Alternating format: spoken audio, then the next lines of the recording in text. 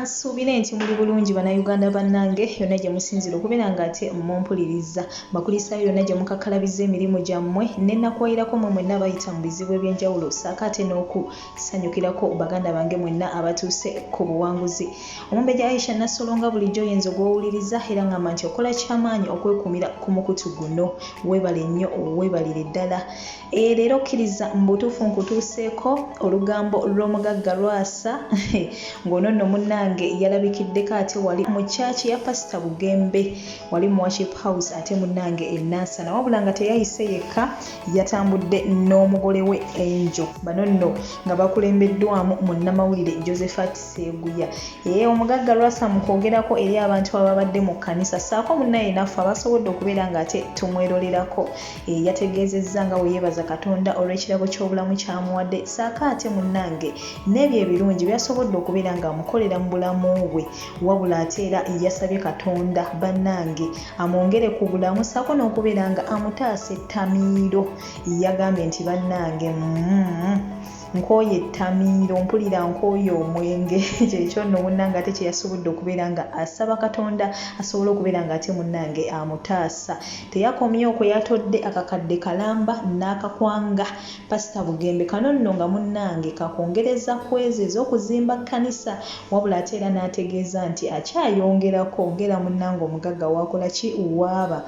N'omukyalawe Angel bambi naye yaweereddwako omukisa okubeera nga ate ayogerako eri abantu ono nno nga naye yategeezezza nti bye yeebaza Katonda kyekirabo ky'obulamu kyamuwadde saako n'okubeera nga munnange amusobozesezza ate okutuukako mu kyaki ya Pastor Bugembe kubanga bulijjo ye yalinga amulabira ku TV ng'ate mu kyaki alabamu basereebu bokka so munnange ye teyalina kirooto kibeera ng'ate munnange atuuka mu kyaki ya Pastor Bugembe wabula nga yeebaza Katonda olw'ekyo era ne yeeyongera okubeera nga ate amwebaza okubeera nga munnange yamugonnomolako ekirabo ky'omwami Omugaga Lwasa.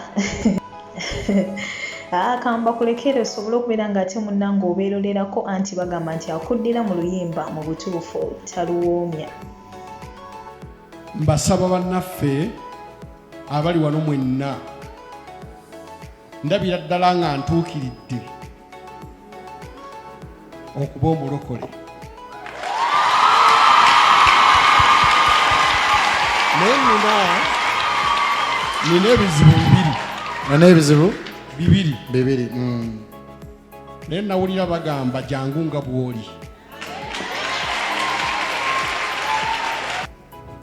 Nsaba kyaki eno mwenna munsabire mpone obutamiivu. Amin. Seguya otuleetedde omugenyi. Ekisooka olugambo wali oyigirawo.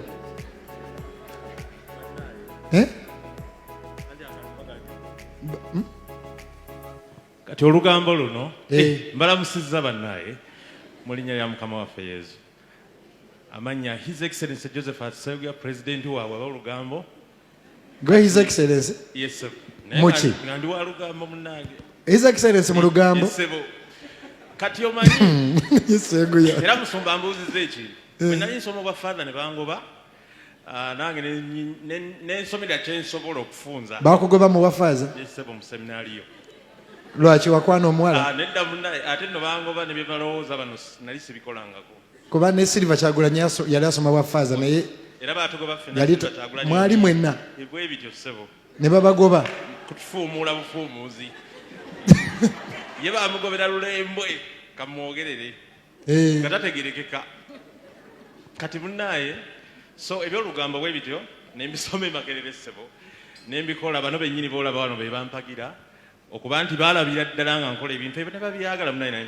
Nze njagala kwebaza bukyanga ntandika okuyimba Seguya tonkoze bubi obadde onnyambye nnyo Mukama yeebale ssebo mu lujjudde lw'abantu amazima gennyini era musumba nange njagala okwebaza nti ye gwe musumba si lwakuba nti oli wano gwe siwulirangako nga avumirira eddiini z'abalala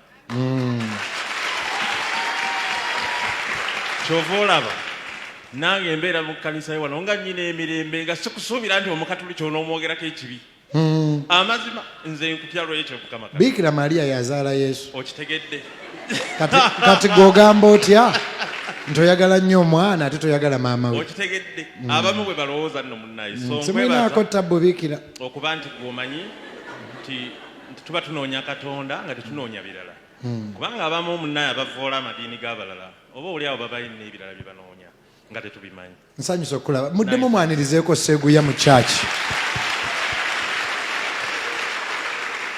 Ondeetedde omugenyi akasaawa ako okalaba kengoberera kati anti munnaye nange nyina muganda wange kati twabadde awo webityo n'agamba naye eyo nabalabangako baserebu nga bagenda ewa Pastor Bugembe. Pastor Bugingo muwanvu mweru anti era ndi mumpi muddugavu. Ekiyambye gwengeri gy'otasosola byonna baana ba Katonda. Amiina. Kati Pastor Bugembe konze ojjukira Celebrity Sunday bwe zaabeerangawo ate omukulu ng'alina ekizibu kye naye omanyi ne tukkira wano nga tumanyi kijja siguukululwa n'olw'ensonga eyo ne tugguka nyina eddakiika nga 3 nsaba onnyanirize muganda wange kuba gwe yamukyazizza kumpi. kaakati abooluganda mukube engalo ez'amaanyi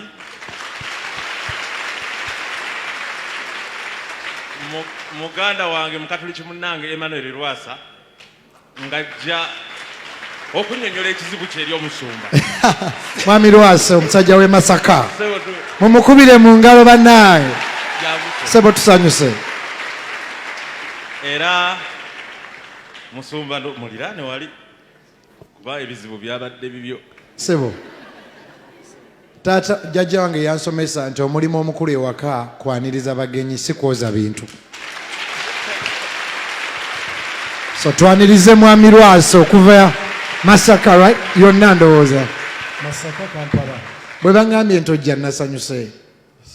Nsanyusa okukulaba. Ofuuse ensonga mu kibuga. Si bwe kiri naye bano babigezza. Wabadde onogako gyeko osabeko naffe. Nasazeewo naye kirungi nze nesaliddewo. Tusanyusa okukulaba. Nentuukirira mwami Sseguya ne mbubuuza nawulira Nansana naye luddawa. Sseguya naga tutawaana nze ngenda kukutwala. Era ssebo bye bigere bino. Ssebo tusanyusa okukulaba. Nina eddakiika nga 3.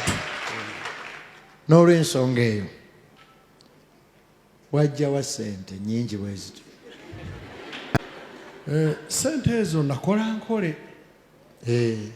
Era ndowooza mbaze omwezi mulamba ku TV, Bukedde TV, nga nyinyonnyola nazifuna ntya. Ababadde balaba TV buli Saturday, ndowooza babadde balaba. Tewabba muntu yenna? Nedda. Tewasamira? Katonda yekka.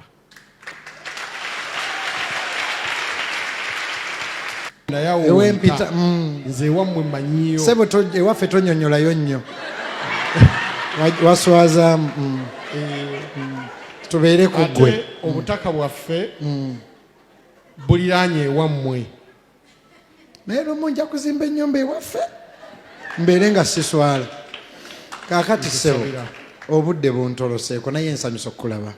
Kintu ki ekikuli ku mutima? Mbulamu okukyogera. Mbadde nsaba oba onampa akadde oluvannyuma tugende mu maaso n'okusaba oluvannyuma nja kwogera ekindi ku mutima. Nga tuvudde ku TV kuba tuvaako mu dakiika 10. Bwe tunaava ku TV nja kukubuulira.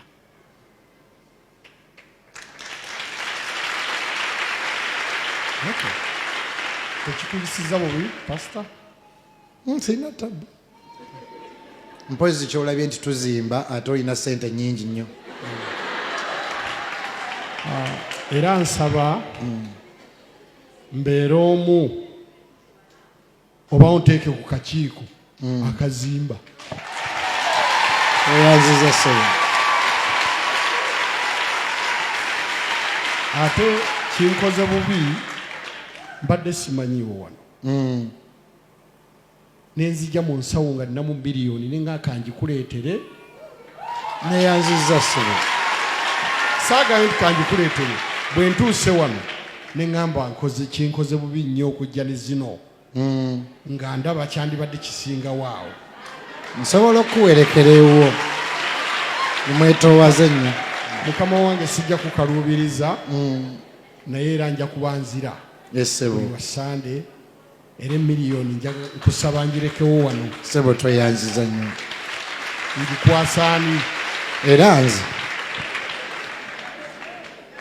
nze kennyini nze yatandika kyaki tweyanziza Mukama akuwa omukisa.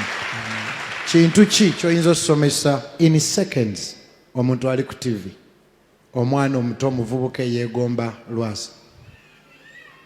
Banaaya bandaba wano, ekisooka nsanyusa okuba nti mundaba, mwebale nnyo, mwebalire ddala, naye njagala mbabulireyo akagambo kamu nti ku nsi kuno teri munene. Ne bw'obeera omunene okwenkanawa kamunyeera kakukkakkanya. Nange nina ku mutima ebyanzikakkanya. Nemba nga ndaba ndi mwana muto asookera ddala, era nsaba Mukama Katonda ono anyambe anzivunusa obuzibu bwe nnina bwonna.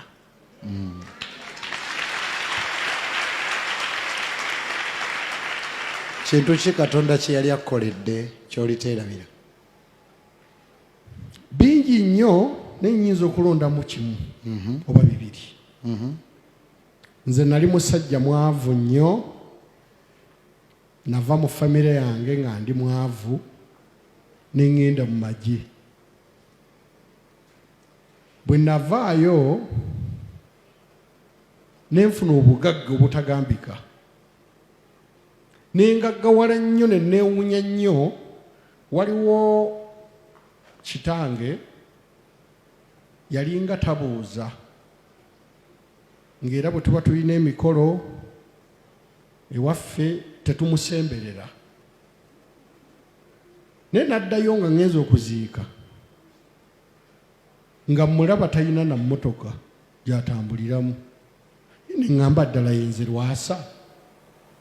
Ne neewuunya nga ndaba ndi w'amaanyi nnyo, sente nina nnyingi nnyo, buli kimu nkisobola, wabula oli yali tabuuza, tayina. Kyali kyamagero gye ndi era nkyenyumiririzaamu. Katonda okujjaayo, okunzijja ewabye ennyo ate n'anteeka awalungi. top. Amen. Nkyebaliza Mukama Katonda. Kati gwe omugagga bw'otyo tuyinza kukusabira ki? Bulamu. Tugolole emikono. Nsaba bulamu na mirembe. Mukama akusabye ebintu bibiri, obulamu n'emirembe, ate gwe abigaba. Mutuweere omukisa, mutuweere obulamu, mutuweere emirembe. Olw'otukyalira, olw'otuwa emiliyoni ya ssente okuzimba ekkanisa yo, n'olw'okwebaza nti si kuloga, si kubba, wabula Katonda. N'ekyo kyonna kyagenda okuŋŋamba ekimuli ku mutima nga kizibu. Mukama eno nnyumba yo era omukono gwo weeguli, kimaleewo. Ali kujulira mu linnya lya Yesu Kristo Mukama waffe. Amen. Omukyala ye gyali? Omukyala nayise naye. Uno wano. Yimukako sweetheart.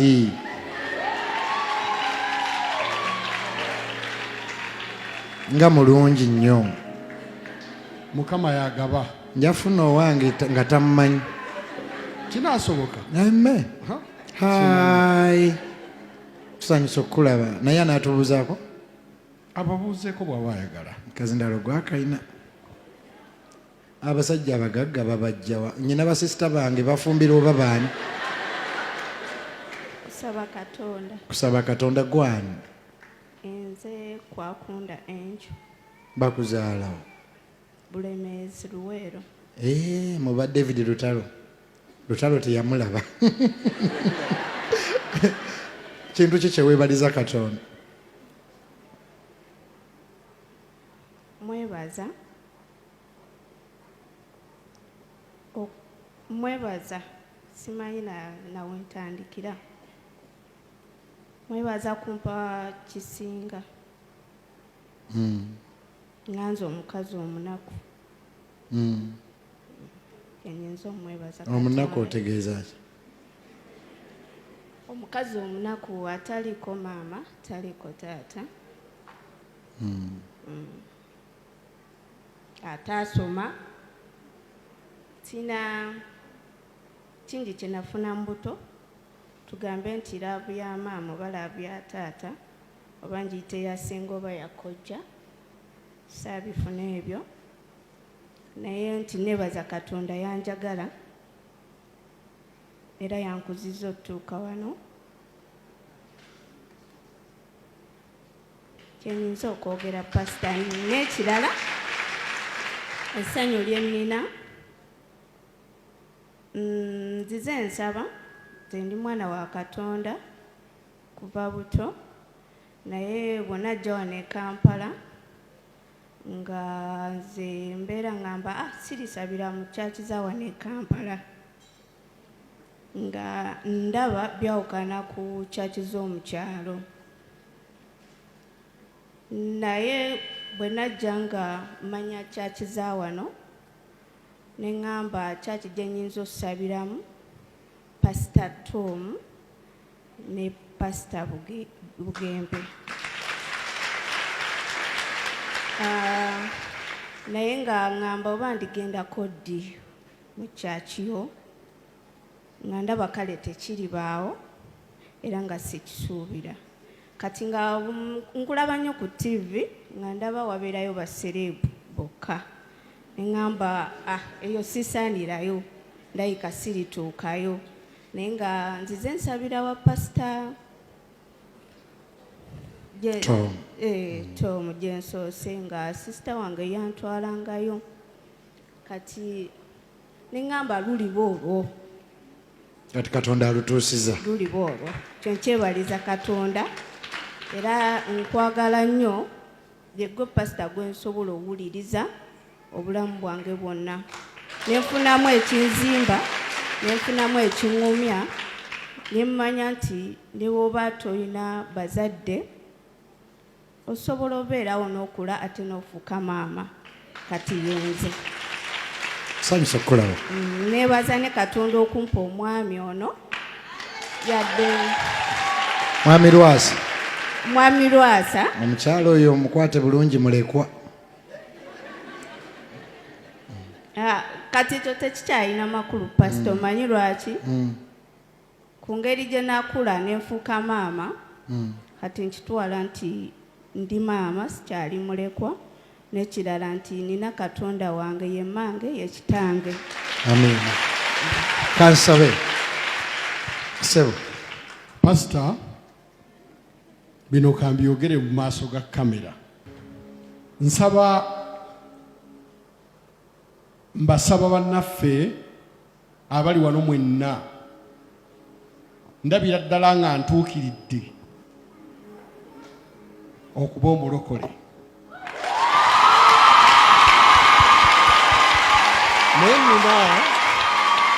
nina ebizibu bibiri. N'ebizibu bibiri. Naye nawulira bagamba jangu nga bw'oli.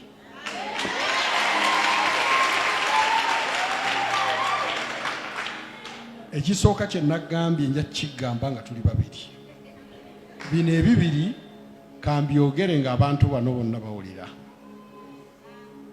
Omukyala asigale oba atuule? Abeerewo agenda otuule. Weetuulire. Ebiddako tojja bisobola. Nsaba obuvunaanyizibwa obwampeebwa mu ddiini y'Ekikatoliki bansonyiwa oba disappointinga naye ngenda buzzaayo. Ekyokubiri nga kintiisizza.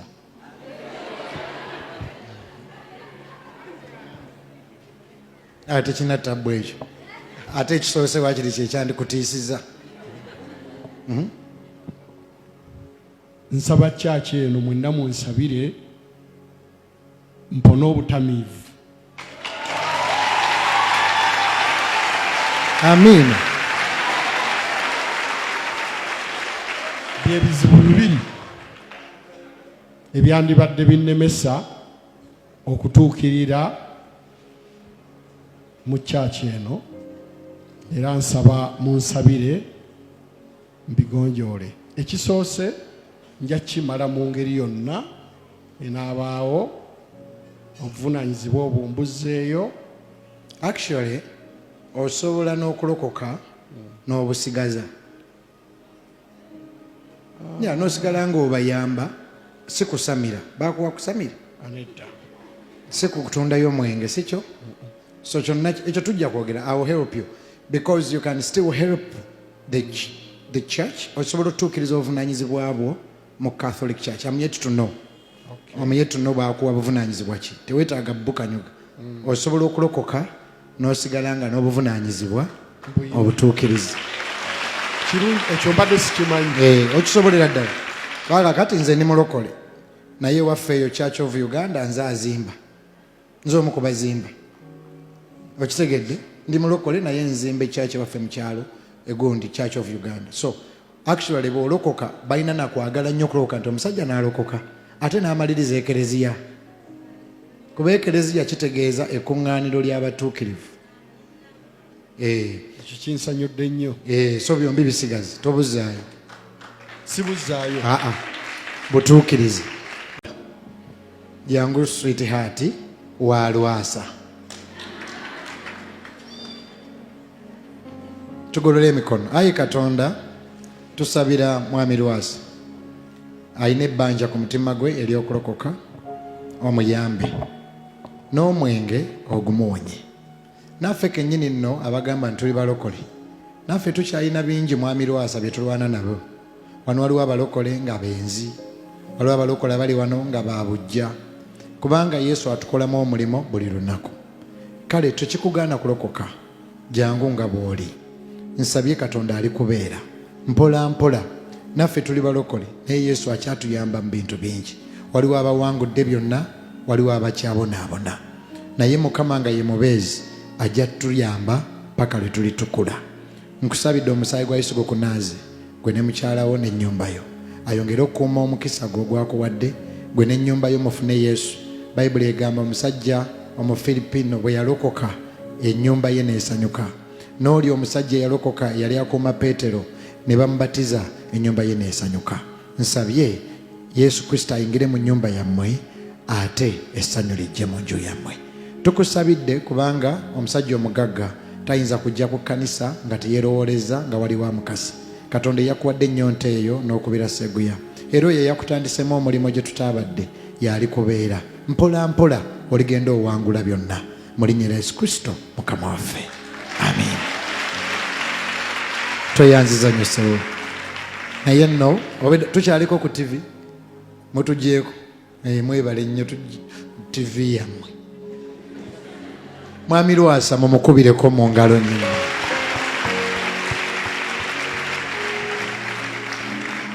Omulimu omukulu ewaka kwaniriza bagenyi. Tuddemu twaniriza Seguya ne mwami Lwasa mundu. Omulimo gw'ekereziya gumalirize. Katonda ajja kuwa omukisa.